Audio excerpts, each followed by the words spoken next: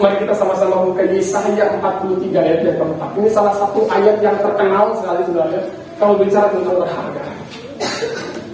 Yesaya 43 ayatnya yang keempat. Yesaya 43 ayat yang keempat, firman Tuhan berkata demikian. Oleh karena engkau berharga di mataku dan mulia, dan aku ingin mengasihi engkau, maka aku memberitakan manusia sebagai gantimu dan bangsa-bangsa sebagai gantinya.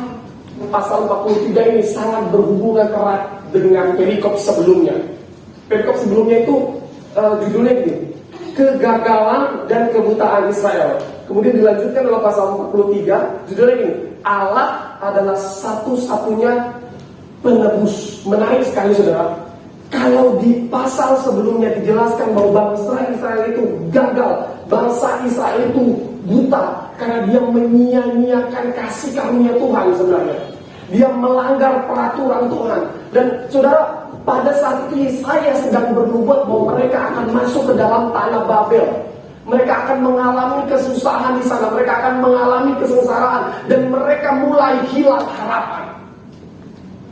Dan sungguh menarik saudara, dalam keterpurukan yang sedang dialami oleh bangsa ini, apa yang Allah katakan kepada mereka? Oleh karena engkau berharga di mataku dan mulia, dan aku ini mengasihi engkau. Saudara, menarik, saya temukan, saya coba lihat dalam terjemahan bahasa asli, ternyata kata berharga di sini pakai kata ini saudara, yau kawar. Yau kawar, coba yau kawar. Nah, artinya gini saudara, artinya adalah mahal, berharga, jarang, berpengaruh, indah, permata, disayangi. Coba bayangkan ini saudara. Saya coba berpikir, bangsa Israel yang terlalu sering sakiti hati Tuhan, bangsa Israel yang sudah mengalami keterpurukan, mengalami keterpisahan dengan Tuhan, tapi Tuhan tetap berkata, engkau berharga, engkau indah, engkau spesial. Kita lihat, coba kita perhatikan sini. Kita yang gak layak untuk dikasihi, sama seperti bangsa Israel, tapi Tuhan bilang engkau indah, engkau berharga, engkau mahal. Kitab Yesaya, ini, tulisan Yesaya ini, para teolog seringkali menyebut ini sebagai Injil kelima. Kenapa? Karena kalau saudara baca kitab Yesaya ini ternyata sangat mengisahkan mesianik sekali, Mesias banget, Yesus banget. Nggak ada satupun kitab di Perjanjian Lama yang lebih banyak menceritakan tentang Yesus, tentang Mesias, tentang Juru Selamat itu selain kitab Yesaya. Kitab Yesaya yang paling banyak menubuatkan tentang Yesus yang akan lahir. Sehingga orang-orang teolog-teolog pada saat itu menganggap ini sebagai Injil yang kelima. Mereka menjuluki ini sebagai Injil yang kelima. Kabar baik. Hari ini kita seringkali mengalami hati, perasaan yang sama seperti bangsa Israel. Kita merasa tidak berharga, kita merasa tidak layak karena kita sedang mengalami kesusahan. Kita seringkali merasa tidak berharga, saya tidak layak, saya hancur karena kita sudah tidak rawan lagi buat perempuan dan sudah tidak berjaka lagi buat laki-laki. Itu membuat kita terpuruk, itu membuat kita merasa tidak layak itu sama Tuhan. Atau ada banyak sekali waktu kita jatuh bangun terus dalam dosa sehingga kita merasa tidak layak untuk datang lagi dalam persekutuan ibadah. Saudara pernah alami itu? Kita seringkali berpikir bahwa kita tidak berharga karena kita gagal dalam berusaha untuk berharga. Kita mulai mencari pengakuan dari manusia. Dengan minum cap tikus lebih banyak lagi agar dibilang hebat. Dengan tikam orang lebih banyak lagi akan dibilang hebat. Tapi apa yang terjadi? Itu hanya membuat kita semakin merasa bahwa diri kita tidak berharga. Kita berusaha untuk menjadi manusia yang cantik dengan memakai segala macam make up di muka ini, supaya kita dikatakan berharga, supaya dia mau sama kita. Kita berusaha untuk pakai minyak rambut yang mahal supaya cewek itu bilang kita berharga. Dan saudara, saat ini kita mau katakan bahwa kita berharga bukan karena make up yang kita pakai. Kita berharga bukan pada saat manusia bilang kita ganteng, bukan pada saat cowok bilang kamu cantik. No, kamu berharga karena Tuhan mencintai kamu lebih dari apapun. Itu jawabannya. Amin. Coba lihat ini, bangsa Israel sekali lagi mengalami keterpurukan, kehancuran, hilang harapan di tanah Babel. Tapi kabar sukacita ini datang kepada Israel. Oleh karena engkau berharga di mataku. Dan saudara tahu, bangsa Israel hidup di zaman Nubuah pada saat itu. Apa yang membedakan dengan kita? Kita orang yang hidup di zaman penggenapan. Katakan amin. Artinya Mesias dalam bentuk manusia pada saat itu belum ada, saudara. Tapi kita hidup di mana Yesus Kristus sudah turun ke dunia dengan tubuh manusianya. Artinya kasih karunia itu, betapa berharganya manusia itu, lebih harus kita sadari. Amin. Kita berharga bukan karena kita mendapatkan IPK yang besar di STIK. Tidak. Kita berharga bukan pada saat kita mendapatkan pengakuan kamu hebat, kamu keren. Bukan pada saat adik tingkat semuanya tunduk pada saat lewat di depan kita. Tidak. Bukan pada saat kakak tingkat takut sama kita yang adik tingkat, maka kita merasa diri kita berharga. Tidak. No.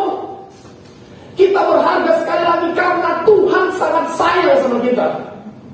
Dan hal ini sangat terlihat jelas sekali di peristiwa Taman Eden.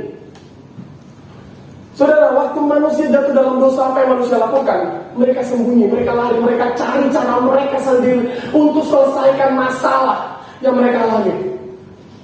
Mereka mulai potong daunan, mereka mulai tutupi badan mereka dengan dedaunan. Dan apa yang terjadi? Tuhan berinisiatif untuk cari mereka, untuk datang ke mereka. Bukan karena Tuhan tidak tahu mereka ada di mana. Di manakah engkau? Di manakah engkau? Apakah Tuhan tidak tahu mereka di mana? Tidak.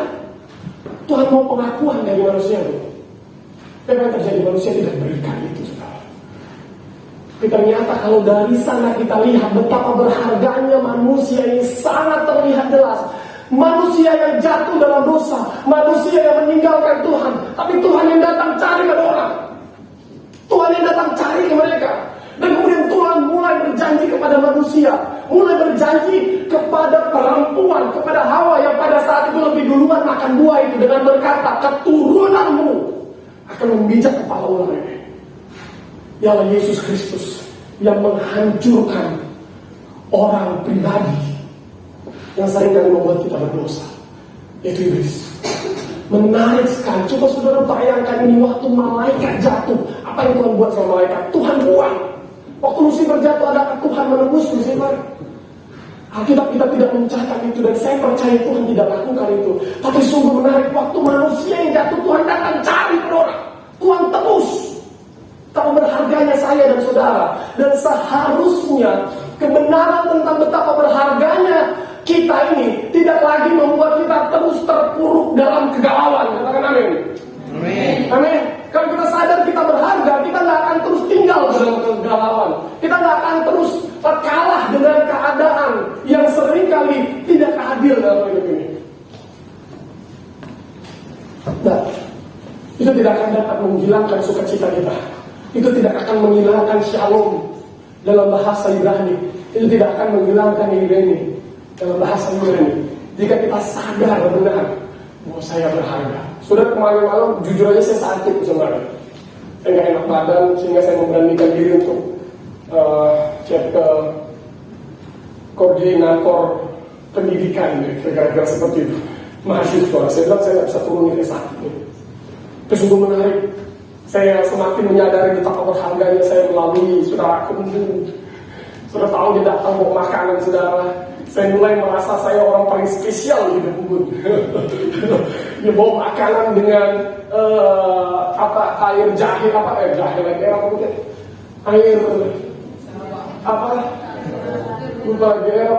air lemon, air jeruk maksud saya. Dia bawa saya dengan air jeruk yang dia kombinasikan dengan kuah mie yang begitu mantap dan dahsyat, tapi dia tidak bawa sendok buat saya. Karena saya lapar, saya tetap memakannya.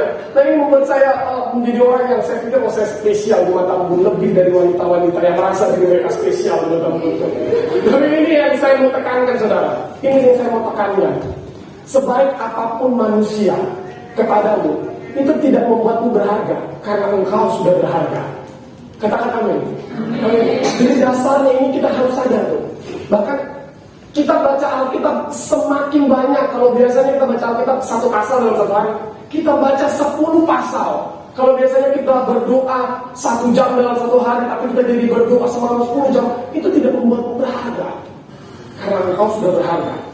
Amin. Waktu kamu baca Alkitab semakin banyak lagi, waktu kamu berdoa semakin banyak lagi, itu artinya engkau semakin sadar bahwa hidup sebagai orang-orang yang berharga.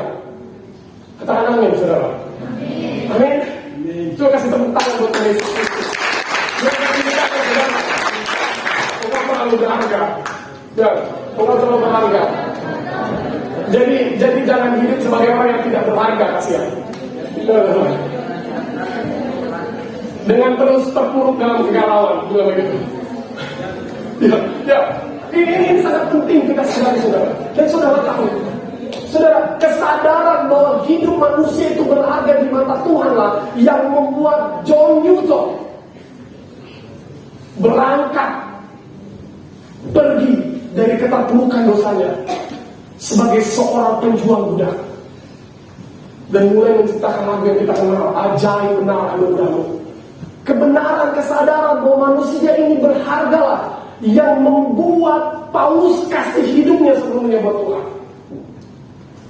Kebenaran bahwa manusia ini berharga lah yang membuat perempuan di Samaria pada saat terima gospel, pada saat terima kabar baik dari Yesus, pergi ke Samaria, dan Alkitab catat mulai dari situ banyaklah orang yang percaya pada Yesus. Kesadaran bahwa dirinya berharga.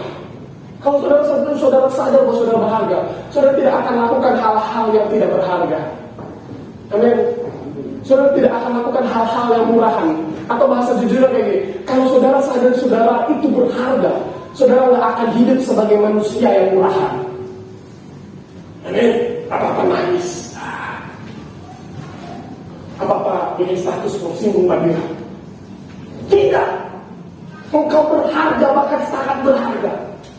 Bukan karena apa love you dari manusia, tapi karena kabar baik ini. Engkau berharga. Saudara, kita akan lanjut.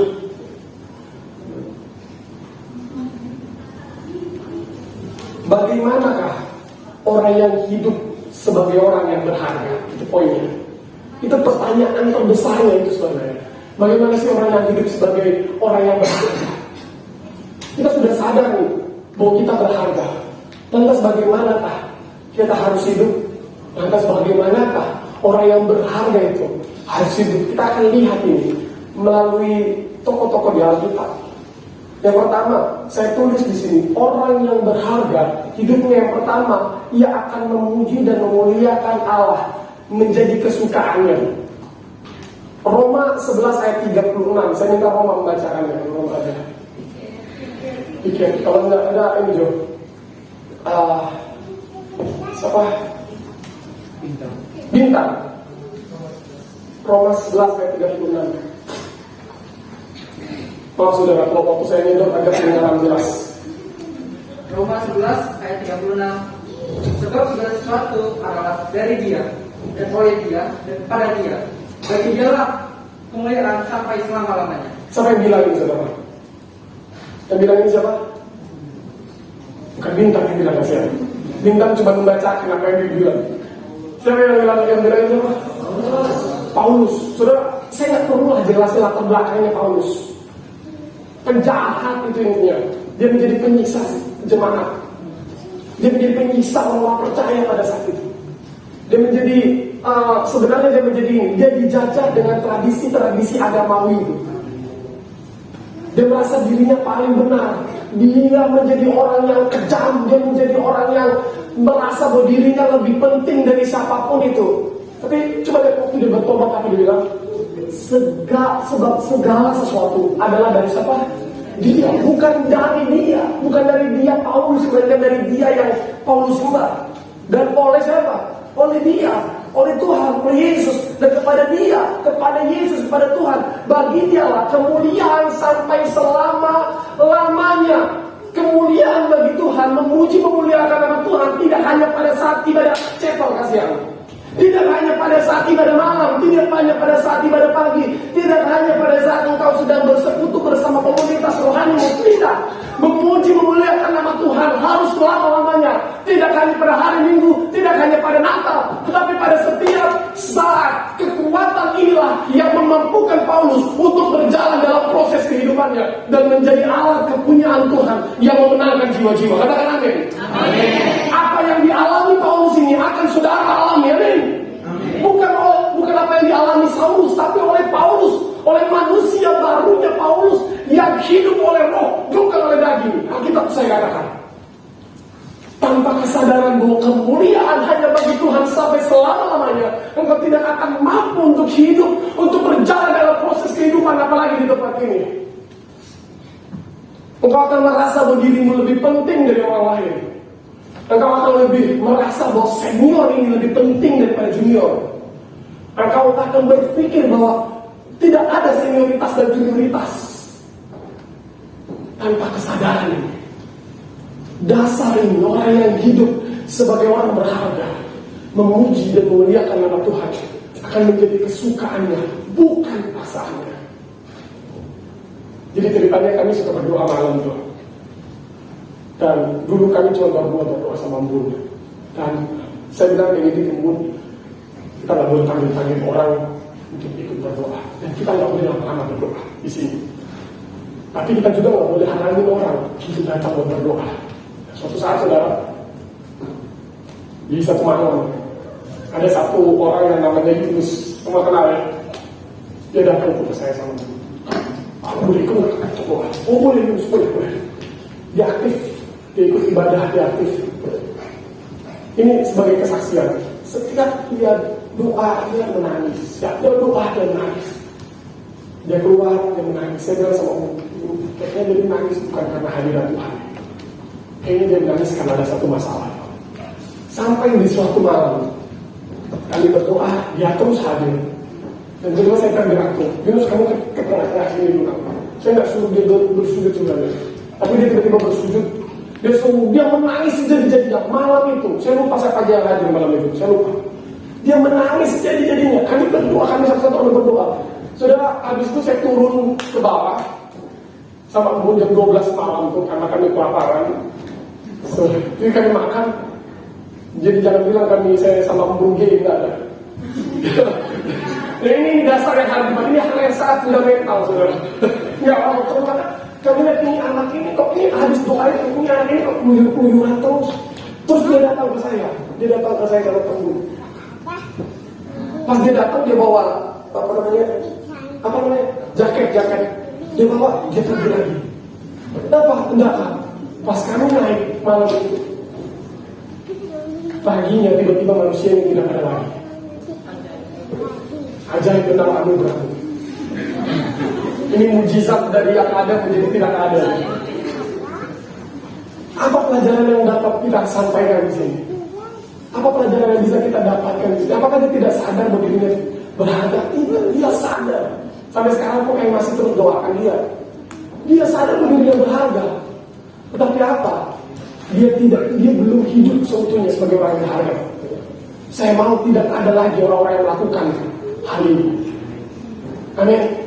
Tidak ada lagi orang yang lari dari proses. Katakan amin. Coba pegang tangan saudara di dada. Kita melakukan tindakan profetik itu bahasa kerennya itu. Saya nggak mau lari dari proses. 1, 2, 3. Saya nggak mau lari dari proses. Coba pastikan kiri kanan saudara bilang hal yang sama ini. 1, 2, 3.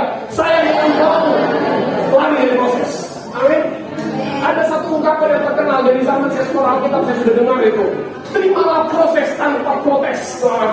Ini satu kalimat yang terkenal sekali. Tapi kalimat yang terkenal ini tidak akan berfungsi dalam hidup saya dan saudara jika memuji dan memuliakan nama Tuhan tidak menjadi kesukaan kita. Katakan amin.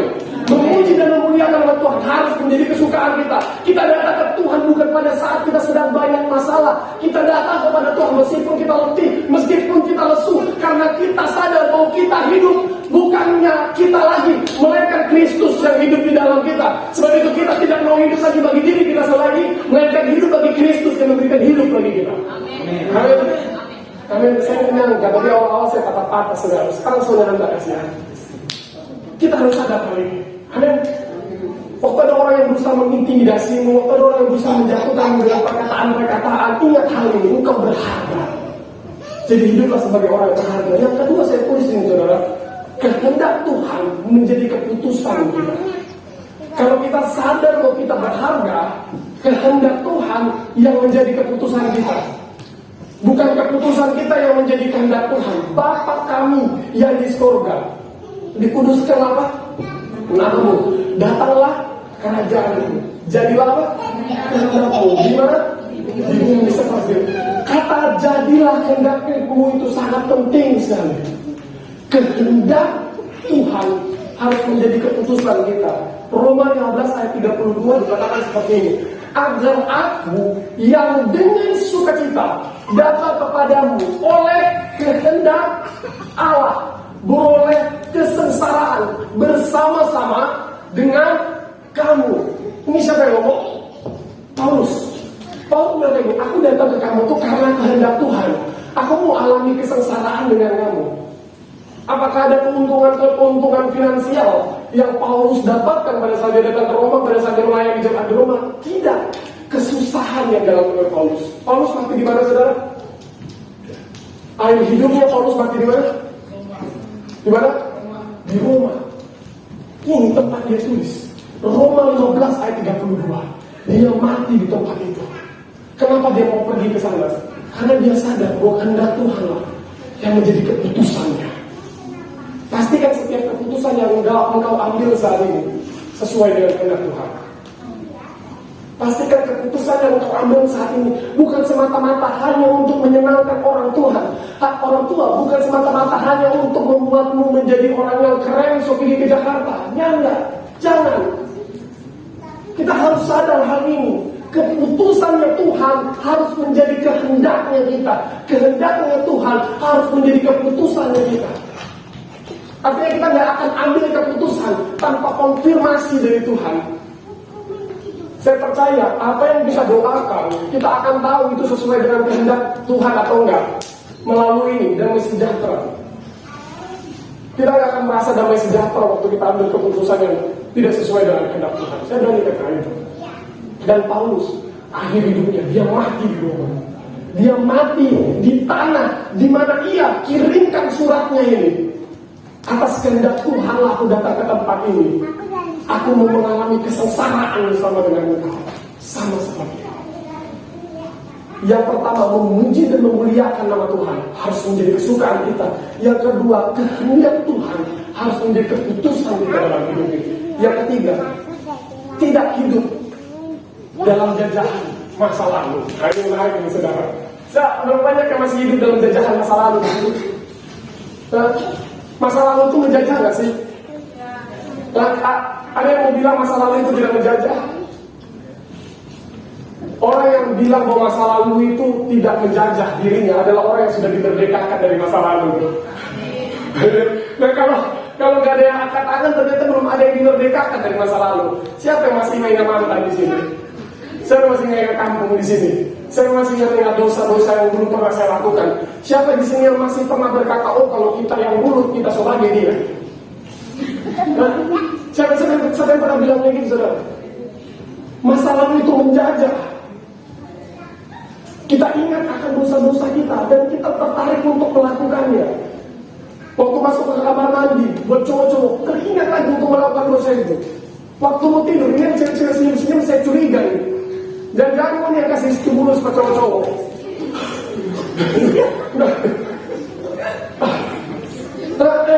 Juga tidak, masa lalu itu menjajah. Jadi saudara harus dimerdekakan dari masa lalu itu. Seorang yang menyadari hidupnya berharga, dia tidak akan bisa dijajah oleh masa lalu. Alkitab kita katakan dalam Roma 15 ayat yang ke-32. Dalam Kolose 3 ayat yang ke-5. Karena itu, matikanlah dalam dirimu segala sesuatu yang duniawi, yaitu apa? Percabulan, kenajisan, hawa nafsu jahat, dan juga keserakahan yang sama dengan penyembahan berhala. Semuanya itu mendapatkan murka Allah. Itu masa lalu yang saya percaya pernah kita lakukan. Saudara, jangan saudara merasa lebih benar dari teman saudara hanya karena saudara tidak pernah berzina. Jangan saudara merasa lebih benar dari teman saudara kalau saudara tidak pernah nikah orang. Jangan saudara merasa diri paling benar karena jam doa saudara lebih banyak daripada teman saudara. Jangan. Masa lalu ini yang menjajah kita harus kita tinggalkan.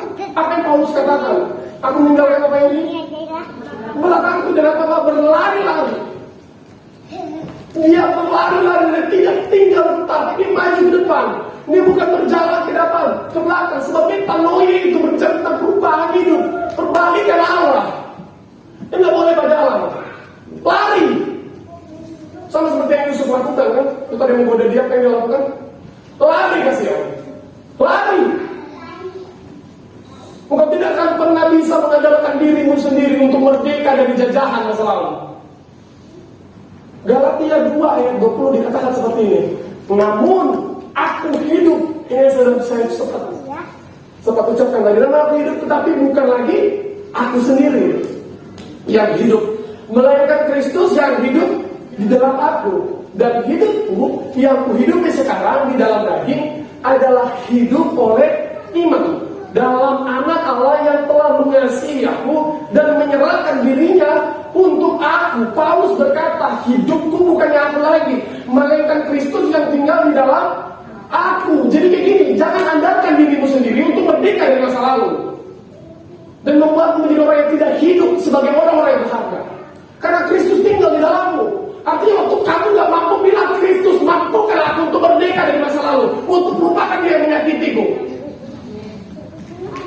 Saya harus pakai bahasa yang lebih frontal untuk melupakan dia yang kasih lagi dari kawan, untuk melupakan dia yang kasih lagi dari berjaka, untuk melupakan dia yang pernah menyakiti keluargaku, untuk melupakan dia yang pernah membuat aku terpuruk jatuh dalam dosa drugs atau apapun itu.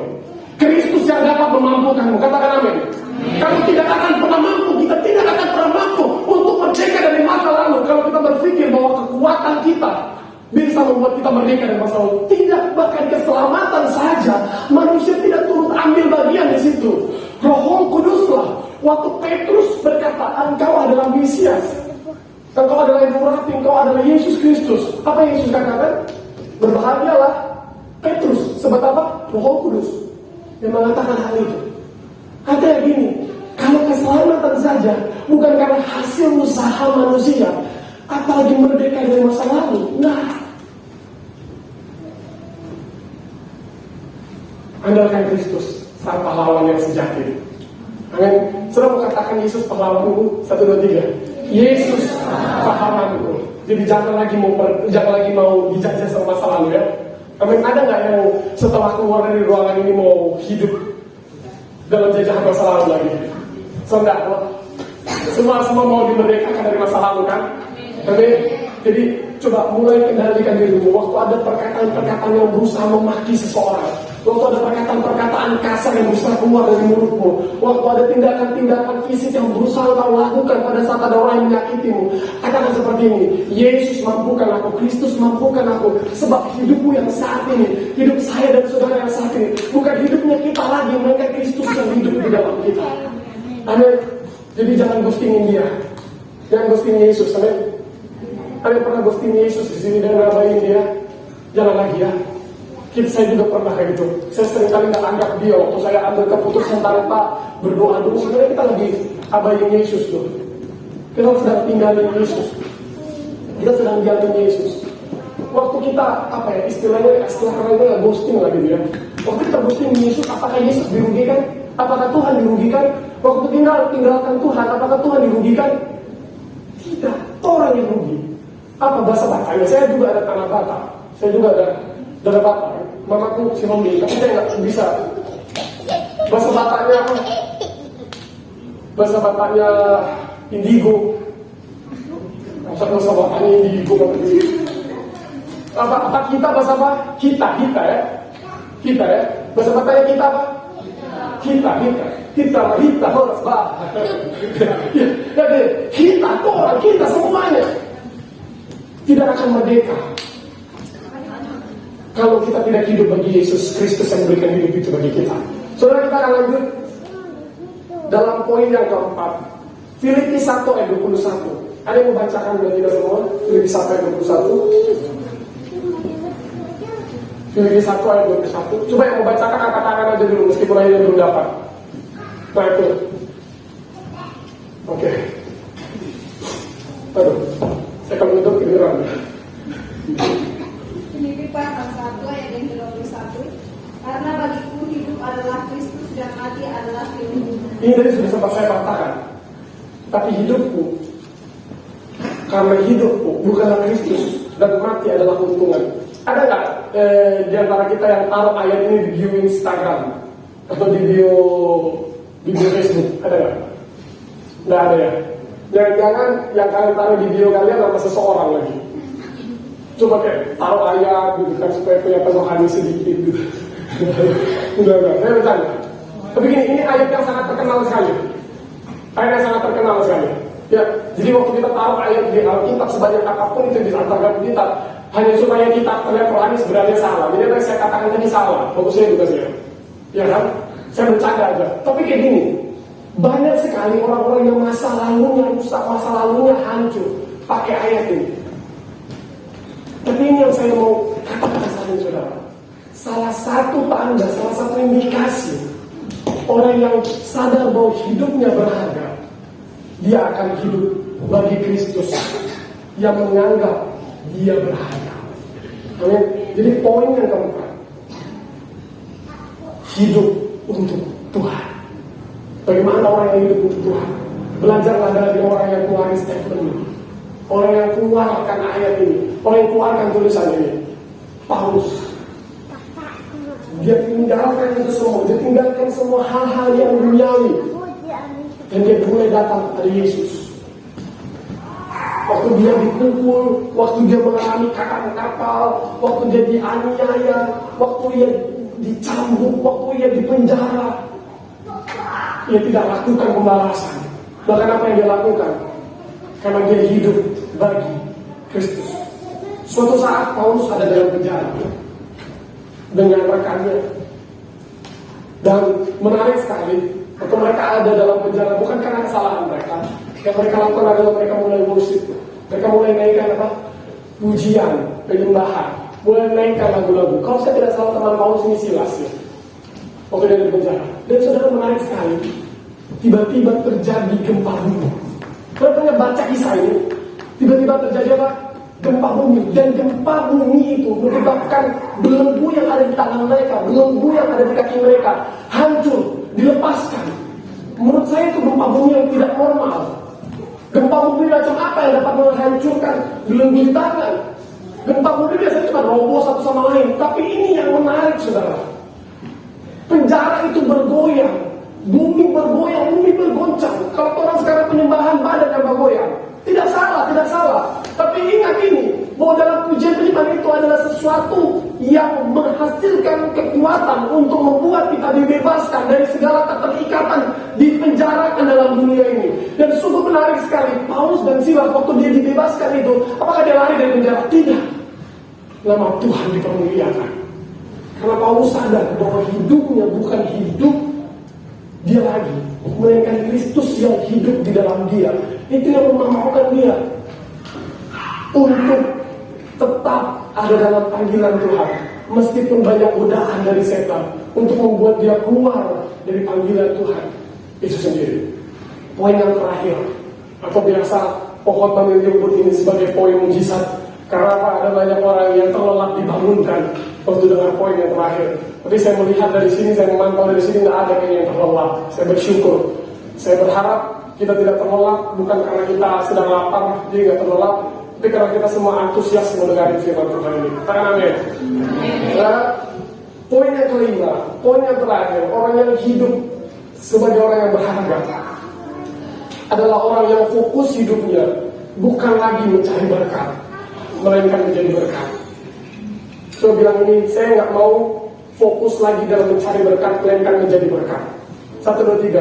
Saya nggak mau fokus lagi mencari berkat, melainkan menjadi berkat. Saudara, 2 Korintus 13 ayat 9 dikatakan seperti ini. Sebab kami bersuka cita apabila kami lemah. Sekali lagi, sebab kami bersuka cita apabila kami lemah dan kamu kuat. Dan inilah yang kami doakan, yaitu supaya kamu menjadi sempurna. Menarik sekali, mereka bilang, Paulus bilang kepada jemaat Korintus, aku berbahagia pada saat aku lemah dan kamu kuat. Coba lihat ini, waktu aku lemah tapi kamu kuat, aku berbahagia. Paulus gak hidup bagi dirinya sendiri. Paulus gak fokus untuk mencari berkat. Paulus gak fokus untuk mencari uang melalui usaha tenda yang dia punyai. Tidak. Paulus fokus bahwa dirinya harus menjadi berkat. Tidak hanya mencari berkat, tidak hanya mengemis berkat. Pada saat teman dapat kiriman, saudara mulai kejar teman yang itu. Pada saat teman lagi lagi dapat kiriman yang banyak, sudah mulai dekatin dia. Tidak. Pernahkah saudara, waktu saudara merasa lemah dan teman saudara kuat, saudara bersyukur? Pernah nggak? Hari ini kita harus sama-sama belajar tentang hal ini. Waktu kita lemah karena kerja bakti di depan dan teman kita kuat karena tidur di atas, kita akan tetap bersyukur. Dan ada pernah begitu ngalamin kayak gitu. Saya juga dekat satu pernah ngalamin hal yang sama seperti itu.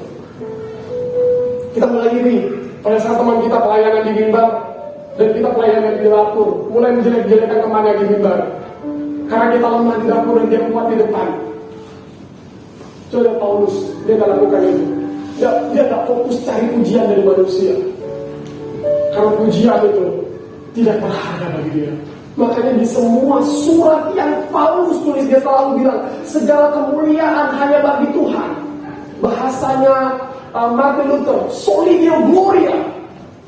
Segala kemuliaan bukan hanya untuk kamu, karena saya dan saudara tidak pernah didesain Tuhan untuk terima pujian. Kita gak akan pernah kuat saat terima pujian itu. Kita gak akan pernah kuat saat menerima berkat itu jika kita tidak mengembalikan pujian dan berkat itu kepada Tuhan. Kita tidak didesain untuk menerima pujian. Kita didesain untuk memberikan pujian bagi Kristus yang membuat kita berharga. Amin. Amin. Ya, amin. Kasih tepuk tangan yang paling meriah di Tuhan. Saya bilang Tuhan sampai di sini. Tapi saya terlalu percaya karya Roh Kudus tidak berhenti sampai di sini. Dia akan selalu bekerja kepada setiap kita, memulihkan setiap kita yang terluka, memberikan kekuatan kepada setiap kita yang lemah, dan membuat kita untuk tetap kuat dalam panggilan surgawi ini. Kita akan menjadi orang-orang yang sama seperti Paulus berkata, tetapi hidupku yang sekarang ini bukannya hidupku lagi, melainkan Kristus yang hidup di dalam aku. Ada lagu lama yang berkata hidupku berharga bagi Allah.